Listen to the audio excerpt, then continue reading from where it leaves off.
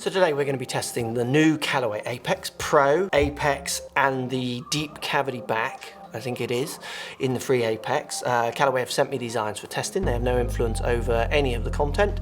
They just want my opinion on the clubs, which I thank them for. So I will deliver that to you and them if they're watching. They often are. Some get upset. And let's see what the new Callaway Apex range might or might not do for your golf game. Looking forward to hitting these. Going to start with the Pro, which does look very, very slinky and nice. That's pretty sharp and nice. Got 3/7 irons here in my hand, and we'll talk about what that means in the numbers, but I've basically got 3 clubs with 7 printed on the bottom. What that could mean for you, in turn, what it might mean for me, might be different or the same, and it'll change subject to then what you deliver as well. We've got them dotted up, so we'll be looking into those numbers with a bit more detail. So down by the ball, absolutely gorgeous, next to no offset, slim top line, nice sharp leading edge. The way the grooves blend with the face as well just looks really, really nice. Let's see what the Apex Pro feels like. I hit that nice, and that just feels very, very solid indeed. Like, beautiful. So we've got forged head, we've got tungsten in this one, and for all intents and purposes what I can see from initial looks here is that we do have an iron that just looks and gives you that kind of tour inspired feel, really. Feel and looks. Caught that one slightly near the bottom, but it still felt decent and it's done absolutely fine. It's not too long a blade length, which I like. Callaway can get a little bit longish sometimes in the head, but I like this one. Like, this is very pretty and gameable for anyone who wants that style of look of club, really. Hit that nice. A little bit cutty, wasn't expecting that shape, but that felt very, very solid. Looks as good as anything. Yeah. I like the look at that. Let's see how that compares up to the Apex then. So this club over the years, has it really changed much? I will get to the tech in a second, and I'm sure, you know, they're gonna say there's new things. I think we've got AI faces in these, like again, we'll do the tech. But that just looks good. I mean, I've got A or X 12s or 16s or 14s, one of them that I bought during one of the lockdowns this year to test, to see how older irons compare to new. And I'm seeing that in this club, and it's kind of what I want to see, because it's just the classic Callaway design and look. So it's medium top line, little bit of offset, nice rounded corners, medium to rounded front edge, so pretty straight to slight bit of curve. Like, it's a beautiful middle iron for its looks. Let's see if it feels very different to the Pro. Got that slightly out the bottom, so I will hit another for feel, because that felt like I was just not hitting it that great. It's certainly not an offensive amount of offset by any means. Yeah, hit that better, fraction toey, but better. It's definitely louder, clippier, more explosive sounding. Like, I'm seeing numbers that's going on here, and we will look at these numbers. They will be interesting to delve into. Oh yeah. So I ripped that one and it feels really solid.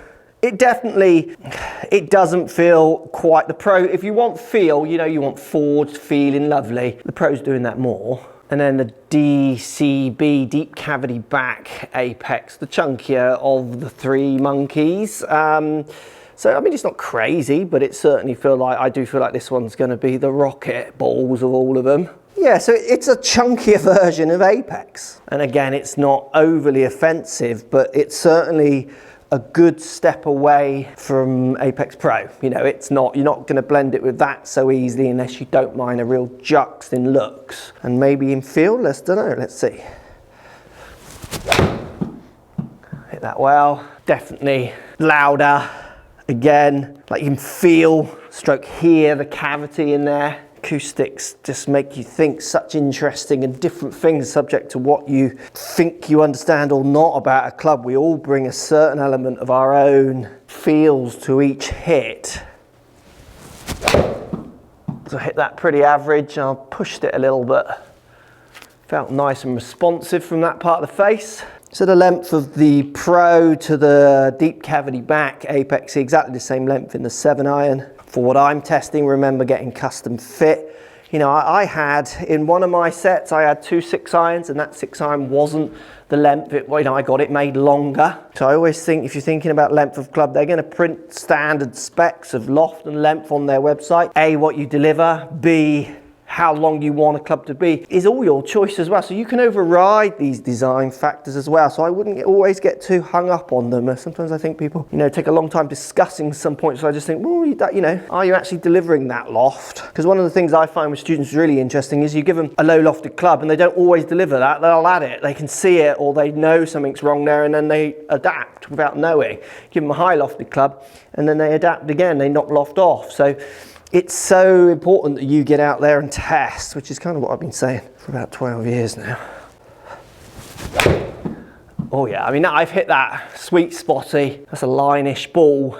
Yeah, and that does feel rockety. Like this one does feel like I want this in my 5 or 4 iron if I had it.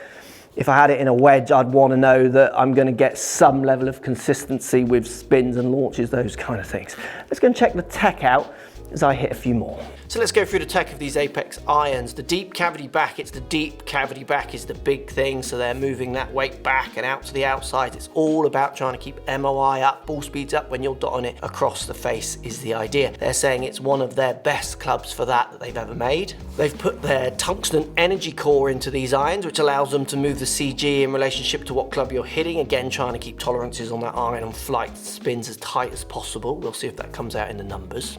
And it is the first Apex iron, as it is with all 3, to use the AI developments that they're using at the moment. So the artificial intelligence, the supercomputer is designing the face on all 3 of these Apex irons to try and give you consistency across the face, to work out where to put weights and mass and those kind of things to get the most out of different hitting areas. So the Apex 21, we get the AI face like we do in the deep cavity backs. It's a forged head and it's a combination of forward, feel and power is what Callaway are saying. This also has the tungsten energy core in it like the other iron and the face cup around the outside. They're trying to really maintain your ball speeds on those miss hits as much as they can, while at the same time delivering something that isn't ridiculously chunky. And they're stating that it's a forged blade feel in a kind of distance iron. So this is the real gap between the Pro, which we're going to talk about in a second, and the deep cavity back. It really is trying to bridge it, and I do think it will be the most popular out of the 3. And then in the Apex Pro we get unlimited forged feel, so that kind of tall, proven, whatever that means, feel that people look for in that kind of bladed iron. It's a 1025 hollow body forged construction. We get the tungsten energy core in here as well, saving weight, moving CGs again to make sure you get optimum flight on each shot. And as I stated earlier, it's got the AI face as well. So they're using the AI technology that we saw in the woods coming through onto the irons, trying to learn more how to use that kind of system, that computer to develop better irons, to develop better clubs, to help you guys hopefully hit more greens is the idea. A lot of development, isn't it? How many more greens are you hitting? Right, gone back around as you've looked at the tech. Got a nice spread of numbers here. Let's have a look at them. Just one more needed with the Apex Pro. Yeah, it's a very different kind of solid muted duller feel compared to solid springy tingy loud feel out of the other 2. So we see exactly what we're getting out of these clubs and if any of that tech is really doing anything.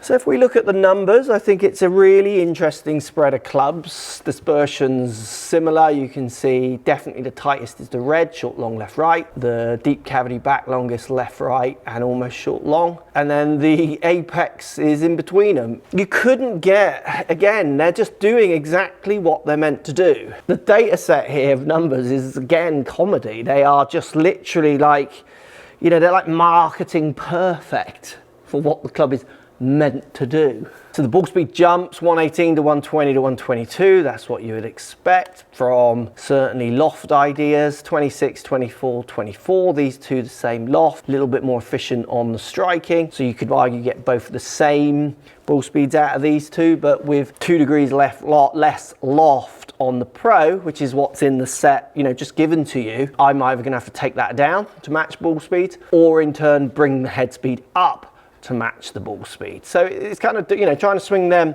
as I swing each one. The club is doing what it's doing. The ball speed's getting faster because the loft is not the same. And then look at the distances, 182, 178 to 170. So, and the spin shows that. 19 launch with 4,000 spin compared to the same launch with 5,000 spin. That's why we see 12 yards difference in carry on these. With the little less, well, with the 4-mile have less ball speed, same launch and more spin, it's just doing exactly what it should do. And then the middle spinner here in the Apex, it's stepping. And then the other thing that steps as well, which is really interesting, and this is what you need to decide what you're in for your clubs for. Look at the bottom number here, the smaller number is the standard deviation. So much tighter, only 263 revs in this data set between the higher spinner and the lower spinner. That's tight dispersion. If you imagine when you hit an iron, you might spin one of these at 6,000 revs and then all of a sudden you'll spin one at 4,000 revs. It's going to be not as tight. And then it steps up for the Apex, 342 standard deviation, and steps up again to 423 for the deep cavity back, the DCB. Again, it's really just, they're doing exactly what you would expect from each one. If you want really tight dispersions, you're going to go Apex Pro. If you want help with launch and keeping the ball in the air, as you can see from this flight, so trying to push your distance out there and you're not fussed with the standard deviation of spin because you just are going to spin any of these with a high deviation of spin, then this is what might sell it to you. And that's where custom fitting's so perfect. Like, you hopefully are watching the reviews to get an idea of what the manufacturer said to the clubs. This is what I would want you to get from my reviews. Manufacturers say X, what does Mark think in relationship to what they're saying? That's really like a middle ground between them and you, for me, is the idea. None of those are better or worse, they're just doing different jobs. They might be better or worse for me, that's my personal loves and hates. Think about blending these clubs. These are all 7-irons. Both of these two, Apex and DCB Apex, if I wanted to stop at a 7-iron, well, I could have 2 7-irons, couldn't I? Because I could go 177 iron and have a 187 iron. So I could have 2 7-irons, which is what happened in my other bag.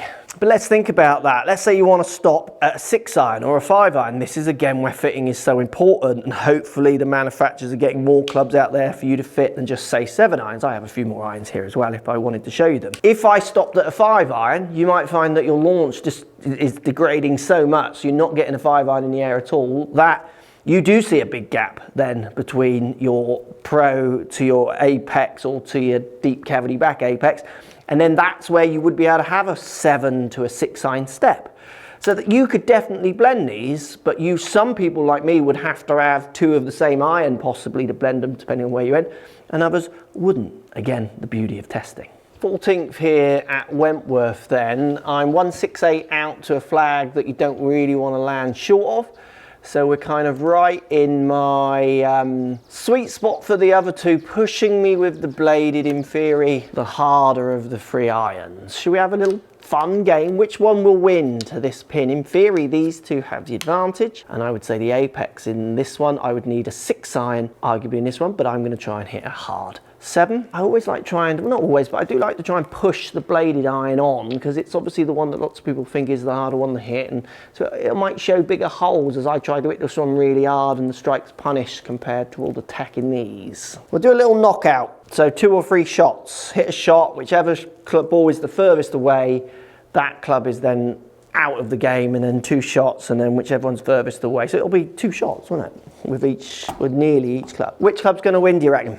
Post in the comments down below. So this has to be hit 168, 12 elevation uphill, you see. So this has to be hit hard for me to get there with this 7. Oh, I've towed it.